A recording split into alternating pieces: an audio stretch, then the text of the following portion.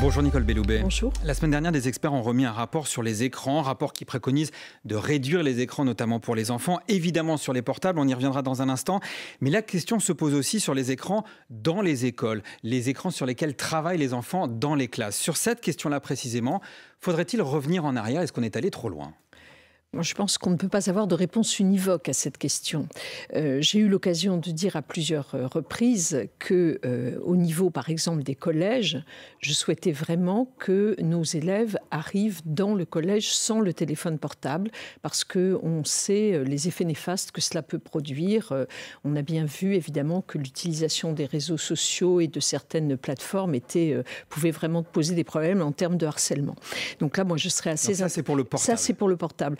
Sur le numérique pédagogique, c'est-à-dire au fond les outils numériques que certains enseignants peuvent utiliser, je pense que lorsque ces outils sont accompagnés en classe, ce peut être dans certaines circonstances, dans certains enseignements, extrêmement utile. Il me semble que l'un des objectifs de l'école, c'est tout de même de préparer nos élèves au monde de demain, et donc il faut leur donner la connaissance de l'intelligence artificielle, du numérique, mais accompagné par le professeur. Alors, si je vous pose la question, c'est que justement ce matin sur France Info, Noémie Bonin nous avait proposé un reportage qui montrait que des ordinateurs n'étaient pas bridés, que certains finalement faisaient du shopping en ligne, qu'il y avait de la déconcentration, que certains étaient accros à Pronote, allaient tout le temps voir leurs notes et leur emploi du temps. Alors Pronote, on peut le... mettons ça de côté, mais c'est un vrai sujet. C'est un vrai sujet, je suis d'accord avec vous, mais les ordinateurs qui ne sont pas brider le Wi-Fi qui permet d'aller sur n'importe quel site dans les collèges. Je ne suis pas favorable à cela. C'est-à-dire que je pense, je le redis devant vous, qu'il faut un numérique pédagogique accompagné. Cela peut être un outil important, le numérique pédagogique accompagné par un prof en termes de remédiation.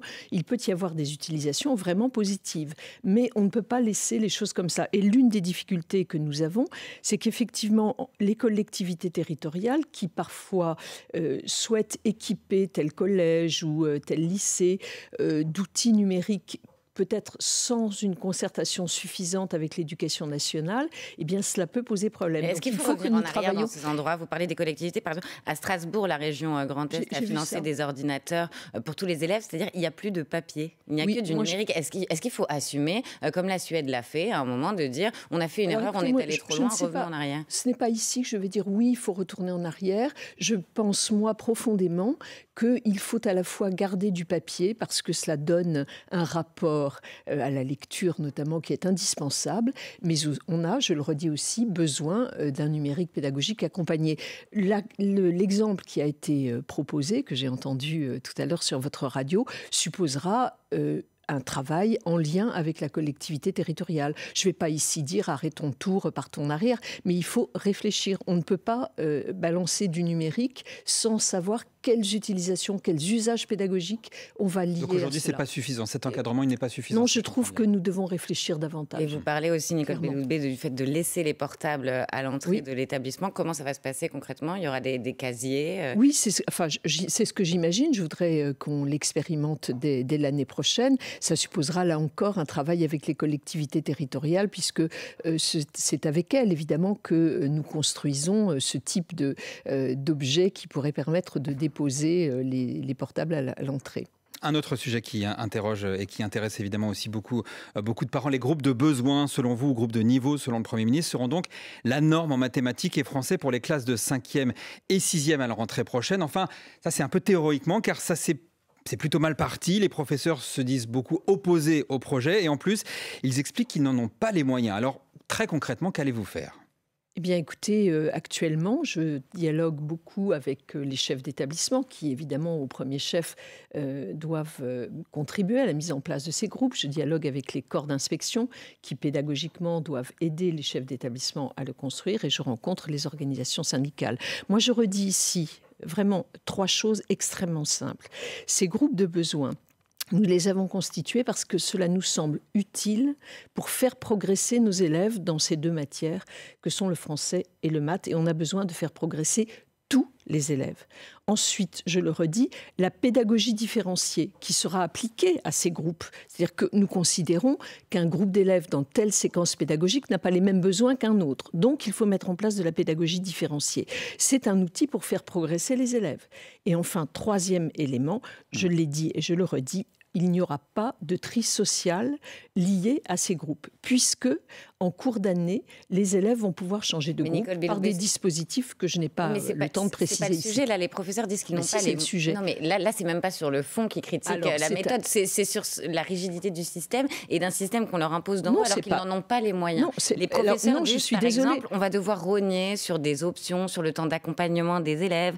Certains ne respecteront pas la règle des groupes sur les 3/4 de l'année qui a été imposée par Matignon. Il y a un reportage dans Le Parisien hier où il y a carrément des enseignants qui disent « Nous, on n'appliquera même pas cette réforme ». Qu'est-ce que vous leur dites ? Mais je leur dis que je leur demande de réfléchir parce que cette réforme correspond à ce que la plupart de nos enseignants attendent, c'est-à-dire accompagner chacun des élèves selon ses besoins.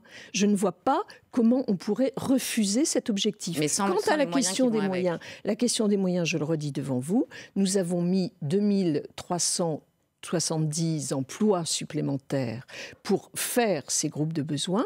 J'ai également dit qu'au moment des ajustements du mois de juin qui permettent de préparer la rentrée, nous serions évidemment à l'écoute des situations particulières qui poseraient problème, mais les moyens sont là, les enseignants seront là, et donc je suis certaine que nos enseignants mettront en place ces groupes de besoins. Et je le redis vraiment ici, il n'y a aucune velléité pour nous de laisser des élèves au bord du chemin. C'est même l'inverse que nous voulons faire. Et c'est la raison pour laquelle nous avons donné de la souplesse aux établissements. Je le redis devant vous, la souplesse qui est laissée aux établissements pour mettre en place ces groupes. Mais quand même les 3/4 de l'année.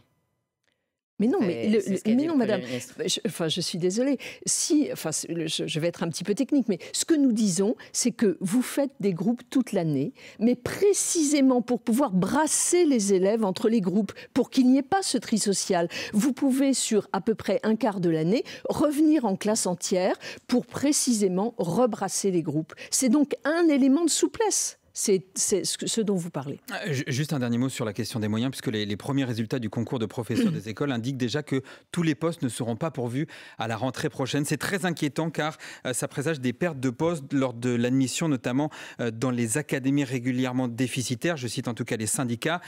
Que faut-il faire ? Est-ce qu'il y a urgence là et est-ce qu'il y aura suffisamment de profs à la rentrée prochaine ? Vous avez effectivement, j'ai entendu ce matin aussi Madame David du SNUIPP dire cela sur votre antenne. Oui, nous le savons que nous sommes en difficulté pour le recrutement des enseignants dans certaines académies. Vous parlez là des enseignants du premier degré. Et il est vrai qu'à Versailles et à Créteil, puisque les concours sont régionalisés, nous savons qu'il y a des difficultés de recrutement. Ce n'est pas vrai dans toutes les académies. Dans ces académies-là, bien entendu, nous allons devoir recruter des personnels contractuels pour la rentrée prochaine. Nous le savons, cela fait plusieurs années que nous sommes en but à cette difficulté-là, mais nous avons une réponse de long terme qui sera à l'œuvre dès la rentrée prochaine, c'est-à-dire que nous allons modifier la formation initiale de nos professeurs. Et cela, c'est vraiment une réforme qui est une réforme très structurante, très enthousiasmante, parce que nous allons dire aux profs, eh bien, à partir du mois de mai prochain, vous allez pouvoir passer le concours de recrutement de professeurs des écoles à Bac+3, alors qu'aujourd'hui il est à Bac+5. Et puis dans les 2 années qui suivent, vous allez poursuivre votre formation en étant indemnisé ou rémunéré, 900 € la première année, 1800 la deuxième année, et en passant un master. Nicole Belloubet, on se retrouve dans un instant, ministre de l'Éducation nationale et de la Jeunesse, juste après le Fil Info. Il est 8h41, le Fil Info avec Thomas Giraudot. La ministre de l'Éducation ne veut pas de téléphone portable dans les collèges. Une semaine après la publication d'un rapport d'experts, il recommande de limiter l'exposition des enfants aux écrans. Invité du 8h30 France Info, Nicole Belloubet estime qu'il faut aussi encadrer davantage l'usage des ordinateurs durant les cours. Joe Biden menace son allié israélien si l'armée mène une offensive d'ampleur sur la ville de Rafah au sud de la bande de Gaza. Les États-Unis arrêteront de livrer des armes offensives à Israël. Le président reconnaît que des civils ont été tués dans l'enclave palestinienne par des bombes américaines. La Flamme entame son long périple à travers la France ce matin, au lendemain de son arrivée à Marseille. Le relais vient de débuter à Notre-Dame-de-la-Garde, avec dans l'église symbole de la ville le premier relayeur, l'ancien joueur de l'OM, Basile Boli. La Flamme partira demain pour le Var avant de traverser plus de 60 départements en métropole et en outre-mer. Et puis lui sera en lice sur le vélodrome de Saint-Quentin en Yvelines au jeu cet été. Benjamin Thomas, le cycliste français, a remporté la 5e étape du Giro, le Tour d'Italie, hier. France Info. Le 8h30 France Info, Agathe Lambray, Jean-Rémy Baudot. Toujours avec Nicole Belloubet, ministre de l'Éducation nationale et de la jeunesse. Un point d'étape aura lieu dans 2 semaines sur le chantier de l'autorité à l'école lancé par le Premier ministre. Vous avez lancé le 3 mai une concertation sur ce sujet avec les acteurs de l'éducation. L'idée, c'est d'aboutir à des propositions notamment pour la justice des mineurs, la parentalité. Vous allez nous dire justement, est-ce que vous avez déjà des premières pistes après cette lancement ? Sur la base du discours que le Premier ministre a prononcé à Viry-Châtillon, nous avons effectivement lancé une concertation autour des acteurs de l'école. C'est-à-dire que moi, je réagissais au mot justice des mineurs, puisque ce n'est pas dans mon domaine que le ministre Dupond-Moretti est lui en charge de cette question-là. Mais effectivement, j'ai associé tous les acteurs de l'école, qu'il s'agisse des recteurs, des syndicats, des chefs d'établissement, également les élus politiques avec lesquels nous travaillons, des régions, des départements, des communes, les élus nationaux, pour que, sur la base de ce qui a été pressenti par le Premier ministre, nous puissions faire des propositions. Au moment où je vous parle, je n'ai pas de proposition formalisée. Vous n'avez aucune piste? Non. En tant que remontée venue de cette concertation que nous avons lancée, non, je n'en ai pas. Je vais avoir un premier point la semaine prochaine avec les recteurs, mais au moment où je vous parle, je n'en ai pas. Et sur la philosophie, Nicole Belloubet, par exemple, sur la justice des mineurs, qui n'est pas votre domaine, mais que vous connaissez bien, vous ne voulez pas toucher à l'excuse de minorité alors que le Premier ministre a ouvert ce dossier. Vous avez aussi appelé à prendre du recul avec cette notion d'autorité, je cite, alors que cette notion d'autorité, comme vous dites, elle est martelée matin, midi et soir par Gabriel Attal. Est-ce qu'il n'y a pas 2 lignes au gouvernement? Non, il n'y a pas 2 lignes au gouvernement. Moi, j'ai toujours été très claire. Le rôle de l'école, d'abord, c'est d'instruire et d'éduquer. C'est sa première mission. Pour cela, il faut évidemment un climat scolaire apaisé. Sinon, on ne peut pas transmettre les savoirs fondamentaux. Pour qu'il y ait un climat scolaire apaisé, il faut que les règles qui régissent la vie à l'école soient respectées. Donc, il faut évidemment de l'autorité. Mais pour autant, je considère vraiment que la première mission de l'école, c'est d'éduquer. Alors, ces règles qui doivent être respectées, cette autorité, évidemment, nous devons l'assurer, parce qu'il faut conforter l'action de nos professeurs. Et pour cela, nous avons évidemment à la fois des systèmes de prévention, avec, nous l'avons vu, toute une sorte de dispositif contre le harcèlement, toutes sortes de dispositifs pour mettre en place des punitions lorsque cela s'impose, et puis également pour assurer le contenu des enseignants. Mais sur la base des nouvelles propositions qui pourraient être faites, au moment où nous parlons, je n'ai pas encore de nouvelles propositions. Parmi les mesures pour lutter contre la violence des jeunes, le Premier ministre a annoncé que, je cite, tous les collégiens seront scolarisés tous les jours de la semaine entre 8h et 18h dès la rentrée 2024. Alors je vous vois réagir, ça fait néanmoins 10 heures par jour, 5 jours par semaine, sachant que vous n'avez pas assez, on l'a vu, des difficultés d'avoir des professeurs pour les groupes de niveau. Comment est-ce qu'on va faire? Non, ce n'est pas exactement ce que le Premier ministre a dit. Alors, nous parlons de l'éducation prioritaire, ce qui ne représente qu'une partie, évidemment, de nos collèges. Tous ne sont pas situés en éducation prioritaire. Donc nous parlons des collégiens en éducation prioritaire. Et lorsque nous disons 8h, 18h, c'est bien pour venir en aide aux familles, pour que les enfants, après la fin des cours, ne soient pas laissés seuls, que nous proposons la mise en place de ce 8h, 18h, qui est un dispositif d'accueil, mais où ce ne sont pas nécessairement de l'enseignement qui sera dispensé pendant l'ensemble de ces heures. Il y aura d'une part les heures de cours, comme tous les collégiens, et puis ensuite, il y aura des dispositifs d'accueil qui seront un accueil sportif, un accueil d'aide aux devoirs. On fera des collectivités dans ce cas-là, puisque si ce ne sont pas des professeurs... Nous finançons également beaucoup d'acteurs associatifs qui interviennent dans ce 8h-18h, qui sont pris en charge par l'État, mais il y a aussi évidemment des collectivités qui interviennent dans ce cadre-là. En lien avec cette autorité martelée par l'exécutif, dans un entretien au magazine Elle, le président, lui, dit vouloir ouvrir le débat sur un devoir de visite des pères dans les familles monoparentales. Quand il y a un père, il faut qu'il exerce tous ses devoirs et que la maman puisse exiger des visites régulières, dit le président. Est-ce que vous êtes d'accord? Il faudrait contraindre les pères récalcitrants? Alors, je pense que le président a une vision exacte de ce qu'il faut faire par rapport à la nécessité de la présence des parents. L'école ne peut pas tout faire. Nous le savons, l'école, elle est là, je l'ai dit tout à l'heure, pour instruire, pour éduquer. Mais on a aussi besoin du relais des familles. Vous voyez, si je me permets cet exemple, quand on parle du numérique, nous imaginons qu'en début d'année scolaire, nous puissions travailler avec les familles pour expliquer les dangers du numérique, pour expliquer la manière dont nous pouvons travailler sur ce dossier-là. Il nous faut la présence des parents. Ça, c'est de la pédagogie, mais la contrainte, non, mais ce que je veux dire, c'est que ce dont je veux parler, c'est que nous avons besoin des familles.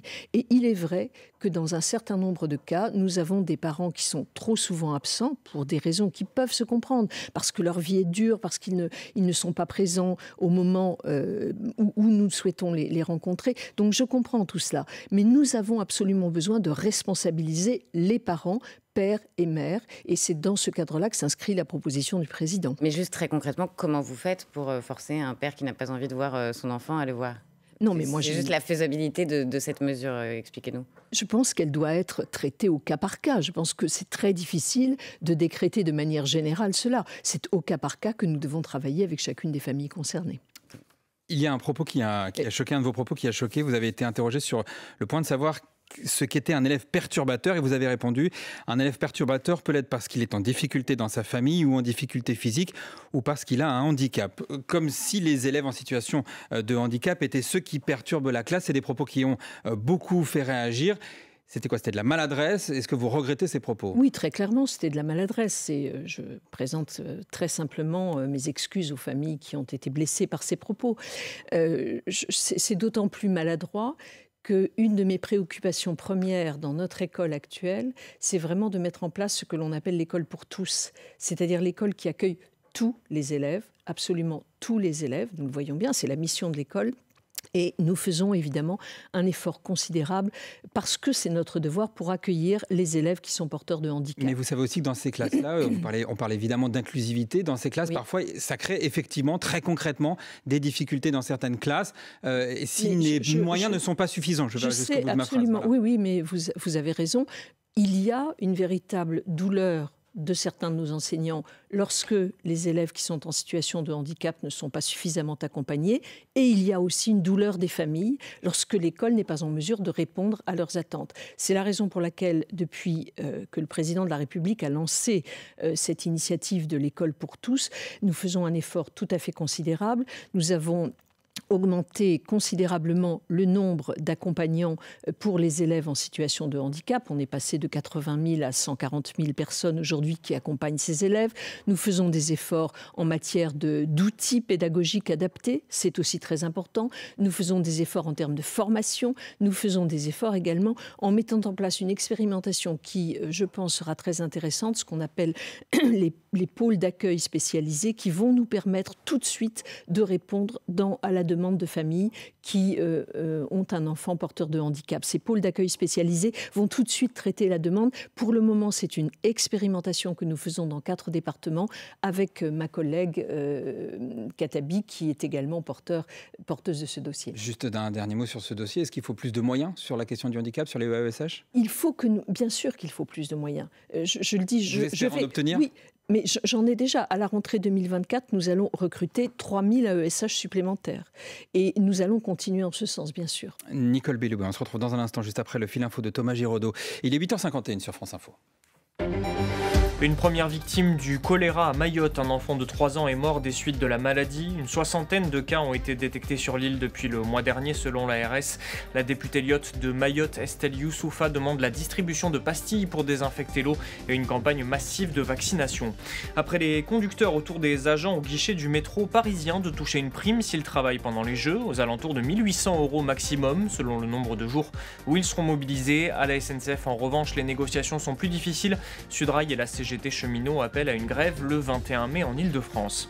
En ce long week-end de pont, le mouvement des stewards et hôtesses continue chez Vueling. Comme hier, un tiers des vols de la compagnie sont annulés. Sur la route, ça devrait mieux rouler qu'hier où on a compté plus de 2000 km de bouchons en cumulé. Bison Futé voit la France en vert aujourd'hui. Et puis pour un petit point, les basketteurs monégasques sont éliminés de l'Euroleague, battus par les Turcs de Fenerbahçe lors du 5e match décisif, 80-79. France Info. Le 8h30 France Info, Agathe Lambray, Jean-Rémy Baudot. Toujours avec Nicole Belloubet, ministre de l'Éducation nationale et de la jeunesse. Les forces de l'ordre sont de nouveau intervenues mardi soir dans l'université de la Sorbonne, devant Sciences Po, pour mettre fin aux actions de militants pro-palestiniens. D'abord, est-ce que vous pouvez nous dire où en est la situation dans les lycées? Des lycées ont été touchés aussi par ce mouvement? Il y a quelques lycées qui ont été touchés, mais très peu ont été bloqués. Je crois qu'ils se comptent sur les doigts d'une main. Donc nous sommes très attentifs, vraiment très vigilants à ce qui se passera lundi. Actuellement, les écoles sont fermées pour le pont, donc nous sommes attentifs à ce qui se passera lundi. J'ai tout à fait confiance évidemment dans les chefs d'établissement et puis nous avons toute une remontée d'informations qui nous permet de réagir immédiatement. Envoyer la police dans les universités pour déloger ces manifestants, est-ce que c'est pas un aveu de faiblesse ? Alors d'abord, ce sont les présidents d'université qui peuvent seuls demander l'intervention des forces de l'ordre. Vous savez qu'il y a cette tradition universitaire qui fait que la police n'entre pas dans l'université sauf sur demande express. Et je pense que, bien que ma collègue Sylvie Retailleau soit déjà exprimée sur ce sujet, les choses ont été dites, c'est-à-dire l'université, c'est vraiment le lieu du débat. Et au contraire, ce débat doit être autorisé, puisque c'est vraiment c'est le propre même de l'université. En revanche, le blocage n'est pas acceptable. On ne peut pas empêcher des jeunes qui veulent passer leurs examens, suivre leurs cours. On ne peut pas les empêcher d'entrer dans l'université, non plus que les empêcher d'entrer dans les lycées d'ailleurs. François-Xavier Bellamy, sur cette ligne, s'est rendu à Sciences Po mardi pour dénoncer justement ces blocages. Je n'en peux plus que nos instituts, nos universités, nos amphis soient pris en otage par ceux qui les utilisent pour faire avancer leur agenda politique, surtout quand cet agenda politique est construit autour de la négation du terrorisme islamiste du Hamas, a-t-il déclaré. Alors c'est votre adversaire, François-Xavier Bellamy, mais sur ce point, vous lui dites bravo, vous auriez pu dire la même chose ? Non, je ne lui dis pas bravo, parce qu'on sent évidemment qu'il peut y avoir une démarche qui a été calculée et qui surtout correspond exactement à ce que nous faisons depuis plusieurs jours. C'est-à-dire que nous disons, je me répète, le débat oui, le blocage non. Donc vous auriez pu dire la même chose. Oui, mais c'est la démarche que nous adoptons depuis plusieurs jours déjà. Monsieur Bellamy intervient en soutien à la démarche du gouvernement. Et M. Bellamy intervient évidemment dans le cadre d'une campagne européenne. C'est aujourd'hui la journée de l'Europe. Rappelons que le scrutin européen sera dans un mois, le 9 juin prochain. Mais la candidate de la liste de la majorité, Valérie Ayé, patine. Un sondage IFOP pour Le Figaro donne Jordan Bardella à 32% d'intention de vote, 2 fois plus de votre candidate. Qu'est-ce qui se passe là ? Il n'y a pas grand-chose qui bouge pour l'instant. Le gouvernement, en tout cas l'exécutif, vous demande, vous aussi ministre, d'aller sur le terrain, de parler d'Europe. C'est ça qu'il faut faire dans la dernière ligne droite ? En toute hypothèse, il faut que nos concitoyens, que les Français aillent voter, parce que je crois que c'est une élection très importante et il me semble qu'il y a une prise de conscience de ce point de vue-là. Allez voter. Ensuite, évidemment, allez voter, c'est mon point de vue pour la liste de Valérie Ayé, parce que moi, j'ai en tête de manière quasi permanente la phrase de Robert Schuman, du discours de Robert Schuman, que nous célébrons aujourd'hui. Le 9 mai, c'est l'anniversaire du 9 mai 50 et du discours de Schuman pour l'Europe. Et Schuman disait au fond ce que je voudrais que nous puissions faire comprendre, c'est-à-dire l'Europe se construit par des actions concrètes.